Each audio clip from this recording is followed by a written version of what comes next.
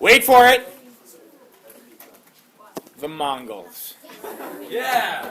So from the mid-13th century to the 15th century, the Mongol Empire will become the largest land-based empire in world history. That's a pretty big deal, right? From the mid-13th, so mid-1200s, to the early 1400s, we're going to see the Mongol Empire become the largest land-based empire in world history. And here it is.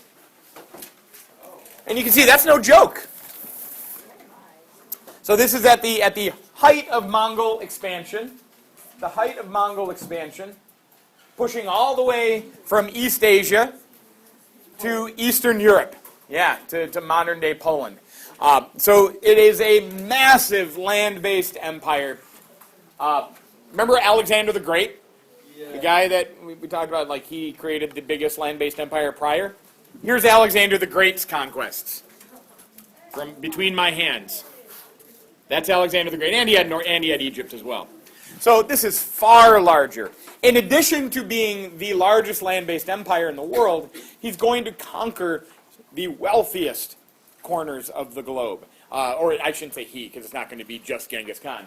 The Mongol Empire will conquer the wealthiest corners of the globe, from East Asia in China through the ancient cities of the Middle East. So it is a massive and a massively important empire to the scope of world history. All right? The origins of the Mongols begin in what are known as the Central Asian steppes. That's steppes, S-T-E-P-P-E. These are Central Asian grasslands. Everybody take a look at the majesty of the Central Asian steppe. Wow. Yes. Beautiful. Here you go. This is the wide open frontier of Central Asia, the plains of Central Asia.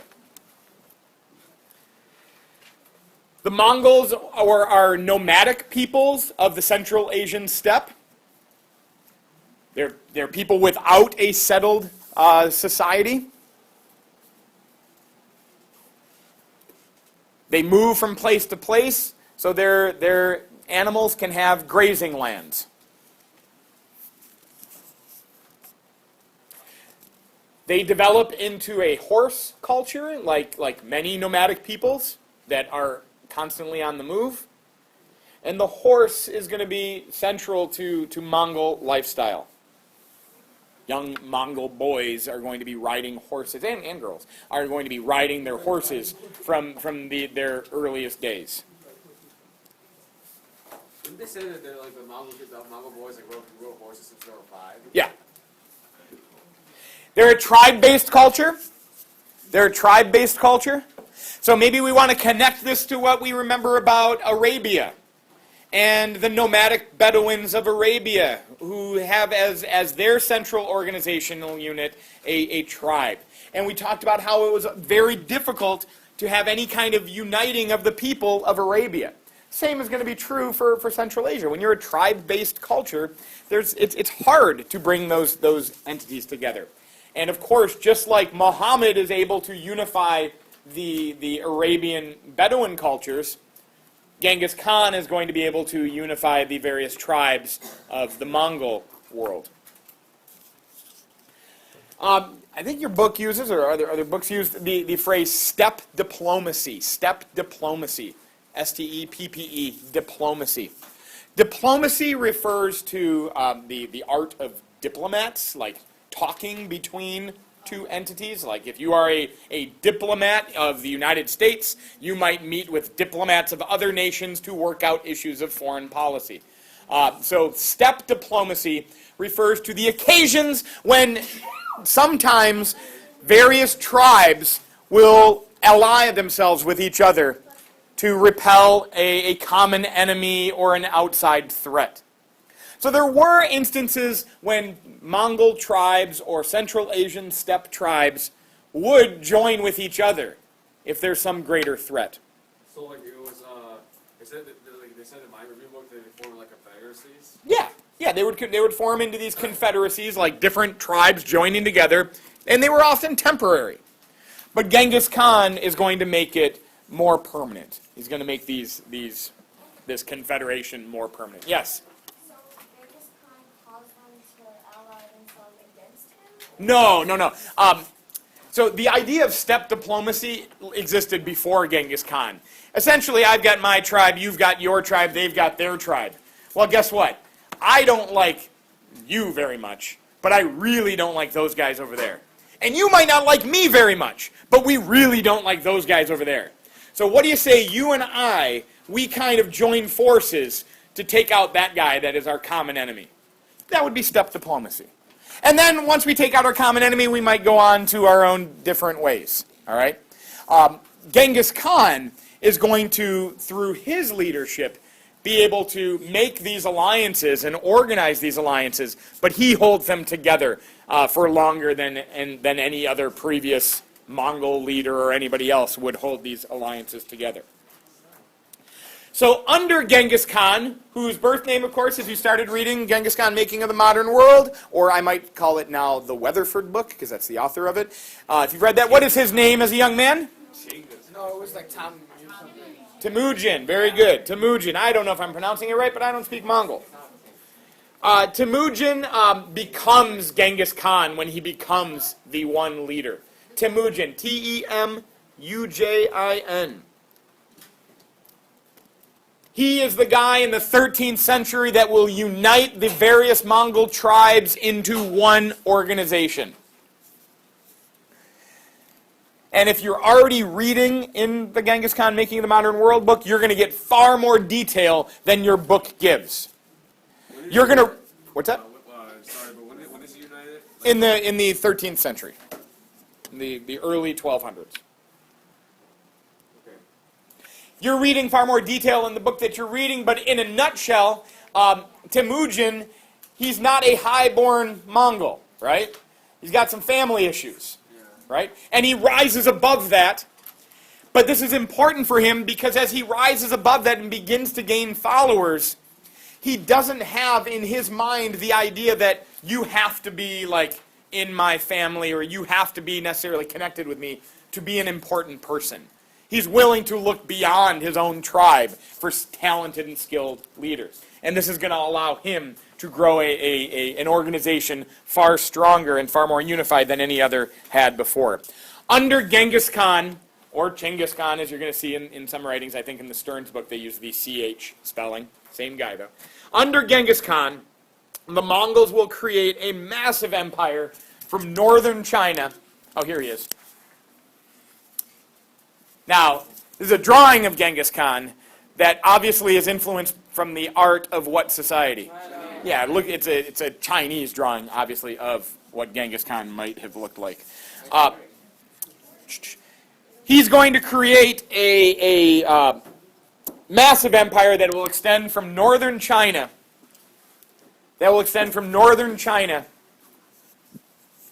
Into eastern Persia.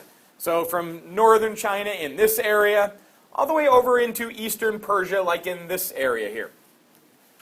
Genghis Khan, though, does not do all of the conquering. In fact, there's far greater conquest to come even after his death. All right? So Genghis Khan starts this Mongol Empire. He will create a capital city at Karakorum. And you guys can barely make that out here, but here is Karakorum. So of all the great societies and civilizations that the Mongols conquer, they don't adopt any of those places as their new capital. All right? Karakorum, it's kind of phonetic. K-A-R-A-K-O-R-U-M.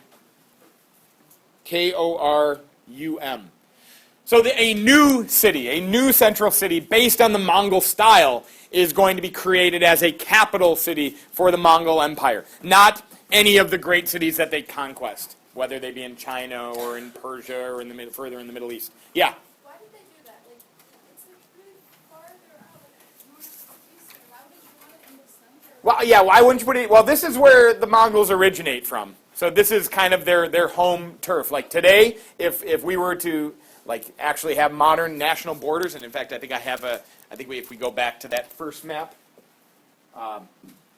if we go to modern national borders, there's Mongolia today. So that's like the original home of the Mongol people. So they could hold on to their own culture and their city. You're going to read much more in your book. Their city can be created not based on the culture of the civilization that they conquered, but on their own Mongol culture. And you're going to read much more about that as you read forward. Also, what do the Mongols do to a lot of the cities that they come across? There's a lot of destruction going on, especially of the major cities that try to hold out. So Genghis Khan creates a massive empire. One advantage that the Mongols have over many of the places that they're conquering is that they are a nomadic people, and their conquests are expanding over many different empires and many different peoples. And as they go, they're very willing to learn from the people that they're conquering, especially as they start to conquer northern Song China. China is one of the most advanced societies in the world. So the Mongols, who aren't a very advanced people when we're talking like technology-wise, they come in contact with the Chinese, and they learn about all kinds of great and terrible new weapons that the Chinese have, and the Mongols will adopt. And as they push themselves further and further to the west, they're going to come across new peoples who have other ideas, and the Mongols will be very willing to take those ideas. So they become a formidable force because they're so willing to borrow ideas from the different cultures that they come in contact with. All right? There's not this notion of the way we do things is the only way to do things. They're very willing to accept ideas from outside. So yes, they are tremendously adept horsemen. All right?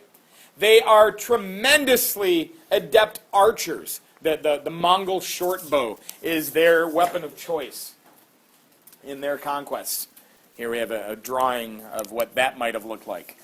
So the Mongols and their short bow, absolutely the chief weapon of the Mongol armies. But when they come in contact with China, they're going to get gunpowder from China. And they will effectively employ gunpowder technology in many of their conquests. Or they're going to learn a lot about siege weapons. A siege weapon is a weapon that we would use to try to break the walls of a city that doesn't want to let us in.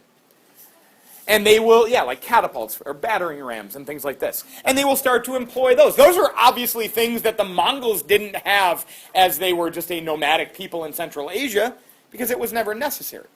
But they will pick them up from the societies that they'll conquer, and they will employ them themselves. Genghis Khan is also notable for his ability to in a very detailed manner, organize his Mongol armies. You guys might have read in Stearns about how they did it in groups of tens. So like an army of 10,000 soldiers will be divided into groups of 1,000, which will be subdivided into groups of 100, which will be then subdivided in groups of 10, and every leader of a group of 10 is responsible for his own men and ultimately responsible to the leader of the 1,000, and the leader of the 1,000 is responsible for the leader of the 10,000, and so on. Because when we, I think, in our Western view of the world, when we think of the Mongols, we think of like crazy chaos, right? That there wouldn't be this tight organization. But they were everything but that. In fact, they were probably far better organized in their armies than any of the places that they were running up against. If you resisted the Mongol entry into your towns and into your cities and into your villages, the Mongols would respond with severe punishments. Sometimes the wholesale massacre of everybody in your town. They would kill everybody, except for maybe a couple. You want to leave a couple alive so they can tell the story of what's to come to them. The Mongols, as you're going to read in Weatherford, effectively use propaganda. Some propaganda like we might not see more organized until the 20th century. They will have the stories that will be told about them and about what they will do to you unless you open your doors. So you effectively have two choices. Open your doors for the oncoming Mongols, or everybody will be killed. Some villages, some cities, big cities like Baghdad, would attempt to keep the Mongols out. They wouldn't open their doors. Here's a drawing of the conquest of In Baghdad, they attempt to keep the Mongols out. They wouldn't open their doors. So the Mongols broke the doors open and unleashed mass murder inside the city walls of Baghdad, including the Abbasid Caliph. So other cities would hear, well, I don't want to go that route, so let's open our doors. And they would open their doors to the Mongols, and people would live. And as long as you kind of accepted the fact that the Mongols were going to dominate you, that you would now pay your taxes or pay your tribute to a different ruler, you were good to go. You could live your life. All right? And so this is what we see in, for example, when the Mongol world expands into Russia. Here is the city of Kiev, which was like the heart of Kievan Rus, right? From the 9th century. Here's the city of Kiev. And the Mongols came. And the city tried to keep them out. And they failed. And the city was burned to the ground. All right? And we'll see a new city grow further to the east of Kiev called Moscow. It was already there, but it was a relatively small city. Moscow opened its doors. Said, hey, what can we do for you Mongols? And they said, you guys need to collect the tribute from everybody for us. You pay us tribute, we don't annihilate you.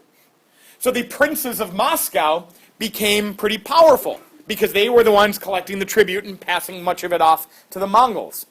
And the city of Moscow would grow. So when Russia comes back on the scene, Kiev will never be important again because the Mongols destroyed it. Moscow will eventually be the new capital for a Russian empire. All right? But anyway, that's getting a little bit ahead of ourselves. After Genghis Khan dies,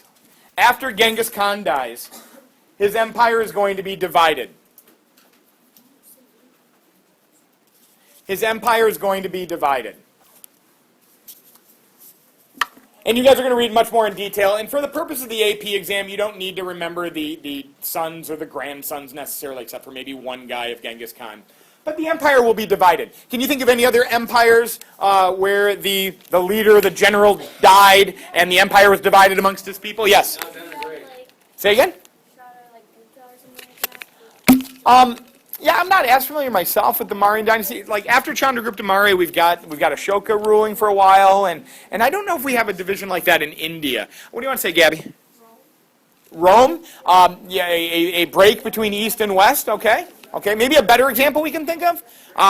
Hannah. Good. Yeah, the Frankish kingdom of Charlemagne. After he died, it was divided amongst his grandchildren. Yes. Qin Shi Huangdi? Nah, that was just kind of overrun by a new dynasty. Yeah? Alexander the Great, I think, is the one that most people, that maybe draws the closest parallels to this. Alexander the Great creates a massive land-based empire. He dies. His empire is divided up amongst 4 generals. When Genghis Khan dies, the Mongol world that had been created is going to be divided up. And expansion is going to continue after the division of the Mongol Empire. We're going to focus on 3 areas of expansion. First, Russia, then Persia in the Middle East, and then China. First, Russia. In 1237, the only successful winter invasion of Russia in human history. Napoleon couldn't successfully do it. Adolf Hitler in 1941 couldn't successfully do it. The Mongols were the only successful winter invasion of Russia. That was like and 600 years before. Exactly. Isn't that wild? Like that the Mongols were able to do it without the technology that was afforded to the Napoleonic era or even the Second World War. And there will be the establishment of what's known as the Golden Horde. So this is the Khanate of the Golden Horde. This is like a new now division of the Mongol Empire. The Khanate of the Golden Horde. Yes, ma'am? A Khanate is the same as a kingdom. It's the same as a caliphate. All right? It's ruled by a Khan. Originally, Genghis Khan ruled it all. Then he's dying, and now we're going to get this division of the empires into smaller Khanates. But yes. The Golden Horde would be a tributary empire largely. All right? So you've got, and this is a better map to look at right here, you've got the empire of the Golden Horde, which occupies much of what is today Russia and Southeast Asia, north of the Baltic Sea. But then you've got these green areas that are Russian principalities and essentially tributary states.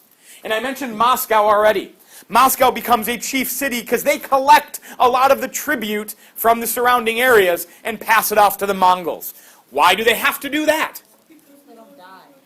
Yeah, if you don't pay your tribute, the Mongols will come in and they will destroy your city. Can you think of another society that used this idea of creating tributary states to them? Mina? Central America, the Aztecs. Very good. Did very much the same thing. So Moscow becomes an important center as a tribute collection point. For Russia, this is going to lead to tremendous cultural isolation for Russia from like the rest of Europe. And that lives on to this day, like the stark divide between the East and the West that kind of begins with like the Russian areas of Eastern Europe. That began, maybe we could trace that beginning to the Byzantine Empire and its division there. But it's going to continue because of the Mongols. So Russia is going to be very much disconnected from what's going on in the rest of Europe. There would be attempts from the Mongols to push further into the West from Russia. But unfortunately, like other empires, they have a death, there's a succession question, and they have to go back to Karakorum to decide who's going to be the next leader. So an invasion of Europe further to the east was going to happen, never ultimately came to fruition because we have a succession question. You're going to read much more about that in your book. Yeah? Why is Bulgaria next to Moscow and not? Yeah, that's a good question. And I don't know enough about the history of Bulgaria or the Bulgar people to explain that to you. I don't know if it's a map problem or something else. Weird. It's in Central. All right, let's go back to our bigger map and talk about Persia in the Middle East. In the year 1258, Baghdad, the capital of the Abbasid Caliphate, was destroyed, burned to the ground. And the Abbasid Caliphate in the lands of Persia would be conquered by the Mongols as well. This becomes known as the Ilkhanate in today's Iran and Iraq and much of the Middle East. They would also defeat the Seljuk Turks in Anatolia, the Anatolian Peninsula. If you spell So- Ilkhanate, I-L, then Khanate. They would also defeat the Seljuk Turks in Anatolia, which, just as a side note, is going to open the door later for another group called the Ottoman Turks to eventually take over that land. We'll hear about them later. they defeat which group again? The Seljuk Turks. So they defeated the Abbasids and the Persians and the Seljuk Turks. What were the Turks trying to do? Were they the invaders, or like what were they? The guys They were already there in Anatolia. The Turks were already up in this area, the Seljuk Turks. and conquered Anatolia. They conquered some of Anatolia. They tried to push into Egypt, but they were held off by a group called the Mamluks. You guys came across them in your book. They're actually Egyptian slave armies that held off the Mongols.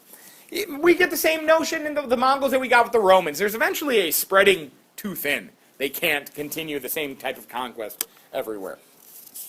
Probably most important for the story of the Mongols is that of China. This is Kublai Khan. He's one of Genghis Khan's grandsons. And under Kublai Khan, K-U-B-L-A-I, Kublai Khan, under him, K-U-B-L-A-I, under him, the Mongol Empire will push from northern China to conquest the Song dynasty in China. Shangzhou Qinhan, Sui Tang Song, Yuan, Y-U-A-N. With the Mongol conquest of the Song dynasty, a new Chinese dynasty will be established, which is really a Mongol dynasty, the Yuan dynasty, Y-U-A-N. So the Yuan dynasty is not Chinese. They're ruling China, but they're Mongols. They take a Chinese name to become better accepted by the Chinese people, but they are Mongols ruling China. And they would rule until 1368.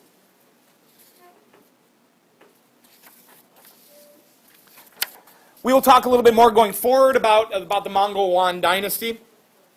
But there was some separation of Mongols and Chinese in this society. For example, if you were a Mongol woman who achieved a higher status of life or a higher social status than Chinese women, certainly of this time, you wouldn't want to adopt Chinese culture if you were a Mongol woman. You'd want to hold it, because they were doing that foot binding stuff, right? You wouldn't want to adopt that. Stay away from that. They're also, in the Yuan dynasty, going to be very open to outsiders. This is the time of Marco Polo and his explorations. So when Marco Polo was wandering around aimlessly in a swimming pool and everybody was looking for him, he was accepted into the Mongol Yuan dynasty, into the court of Kublai Khan.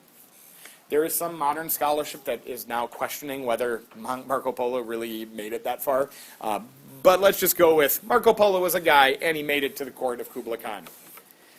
We are also going to see in the Mongol-dominated China an elevated status of merchants. Because the Mongols are all about trade. We're going to talk much more about them in a later date. But the Mongols were all about trade. They've got this massive empire that they're connecting, right? And so they're trading between Asia and Russia and Asia and the Middle East. There's a lot of trade. So the role of the merchant in the Mongol world, the traders, becomes much higher. So in China, where merchants were always seen as mean people, as a low status, they're going to see an elevated status under the Mongols. This increase in trade connections in the Mongol Empire will lead to what is known as the Mongolian peace, or the Pax Mongolica. P-A-X-M-O-N-G-O-L-I-C-A. The Mongol peace. Kind of using the same phrase as the Roman peace, right? Right. Okay, so you said Mongol peace was what? Like, what was that? It was after this Mongol Empire was created, the relative peace and harmony within it.